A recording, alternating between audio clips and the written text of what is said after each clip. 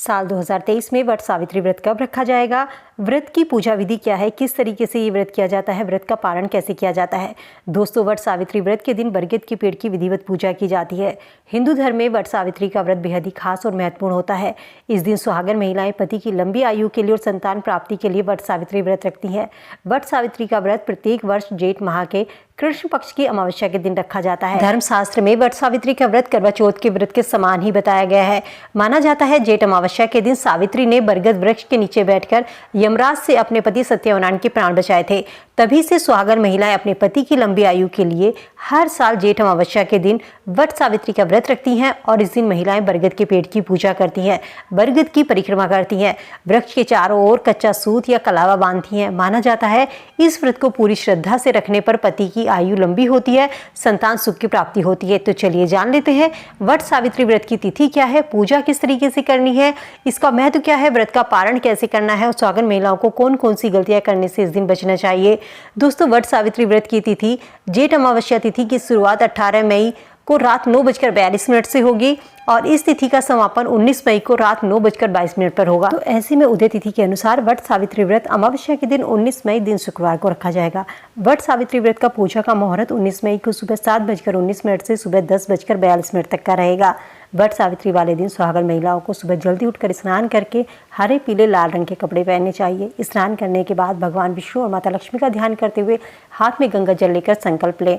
साथ ही इस दिन पीला सिंदूर लगाना शुभ माना जाता है। बरगद वृक्ष के नीचे जहाँ पर आपको मूर्ति स्थापित करनी है उस जगह को साफ करके गंगा जल छिड़क कर शुद्ध कर ले। इसके बाद में वहाँ पर आपको सावित्री, सत्यवान और यमराज की मूर्ति स्थापित करनी है। यदि आपके पास में मूर्ति नहीं है तो आप मन ही मन इनकी पूजा कर सकते हैं। आप वट वृक्ष की जड़ों में और मूर्तियों पर थोड़ा सा गंगा जल अर्पित करें। इसके बाद आप फूल अर्पित कीजिए, धूप दिखाइए और मिठाई से इनकी पूजा करें। इसके बाद में कच्चा सूत लेकर वट वृक्ष की कम से कम 7 परिक्रमा करें। ज़्यादा से ज़्यादा आप 108 परिक्रमा कर सकते हैं।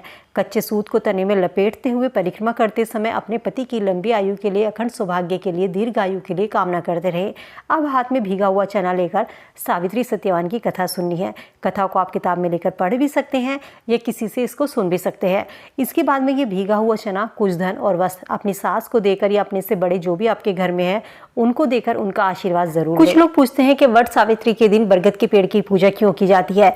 वट वृक्ष को सनातन धर्म में एक देव वृक्ष माना गया है।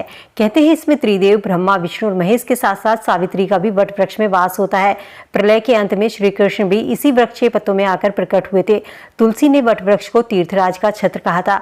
ये वृक्ष न केवल अत्यंत पवित्र माना जाता है बल्कि काफी ज्यादा दीर्घायु वाला भी माना जाता है। लंबी आयु, शक्ति, धार्मिक महत्व को ध्यान में रखते हुए इस वृक्ष की पूजा की जाती है। कहते हैं जो व्रती इस वृक्ष के नीचे बैठकर पूजा करती है, वट सावित्री व्रत की कथा सुनती है, उसकी सभी मनोकामनाएं पूर्ण होती है। इस दिन आपको कुछ खास उपाय जरूर करने चाहिए। वट सावित्री के दिन यदि आपने व्रत रखा है, व्रत नहीं भी रखा है, तब भी आप इन उपायों को कर सकते हैं। इस दिन आपको एक बरगद का पौधा जरूर लगवाना चाहिए। बरगद का पौधा लगाने से पारिवारिक और आर्थिक समस्याएं से छुटकारा मिलता है। निर्धन जो होती है सौभाग्यवती महिलाओं को सुहाग की सामग्री का आपको दान करना चाहिए। बरगद की जड़ को पीले कपड़े में लपेटकर उसे अपने पास रखें। ऐसा करने से आपकी आर्थिक परेशानी दूर होती है। यदि आप किसी निर्धन गरीब महिलाओं को सुहाग का सामान अर्पित करते हैं तो आपके पति की आयु दीर्घ होती है। ये छोटे छोटे से उपाय करके आप अपने घर में अपने पति की आयु को दीर्घ कर सकते हैं, अपने परिवार में कलह कलेश को समाप्त कर सकते हैं। इस दिन महिलाओं को गलती से काले, नीले और सफेद रंग के वस्त्र नहीं पहनने चाहिए, ना ही इस रंग की चूड़ियां पहनी चाहिए क्योंकि काला रंग नकारात्मकता का प्रतीक होता है और सुहाग के लिए पूजा में काला रंग पहनना शुभ नहीं माना जाता। तो इसीलिए इस दिन आपको लाल रंग के कपड़े, लाल रंग की चूड़ियां पहननी चाहिए। जिस तरीके से आप करवा चौथ में 16 श्रृंगार करते हैं, हाथों में मेहंदी लगाते हैं, उसी तरीके से वट सावित्री में भी आपको 16 श्रृंगार करना चाहिए। सुहाग का सामान अपने से बड़ों को, किसी गरीब को दान कर सकते हैं।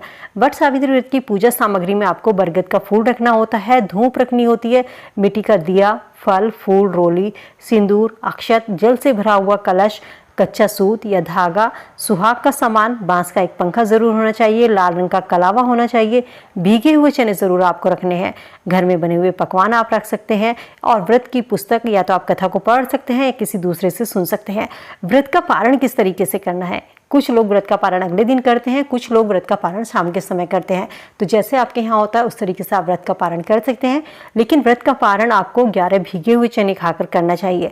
पारण के समय 11 भीगे हुए चने जो हैं वो आपको बिना चबाए खाने हैं। इसके अलावा व्रत का पारण आप बरगद की कोपल खाकर भी कर सकते हैं। इस दिन आपको श्रृंगार की वस्तु में लाल रंग का उपयोग जरूर करना चाहिए, क्योंकि लाल रंग को सुहाग का प्रतीक माना जाता है। ये व्रत सुहाग के लिए रखा जाता है, तो इस दिन संयमित व्यवहार रखना चाहिए। जीवन साथी के साथ वाद विवाद से बचना चाहिए। इस दिन किसी से झूठ नहीं बोलना चाहिए। मन ही मन किसी के प्रति घृणा द्वेष नहीं रखना चाहिए। तो ये छोटी छोटी सी उपाय या छोटी छोटी सी गलतियां इस दिन आपको नहीं करनी चाहिए।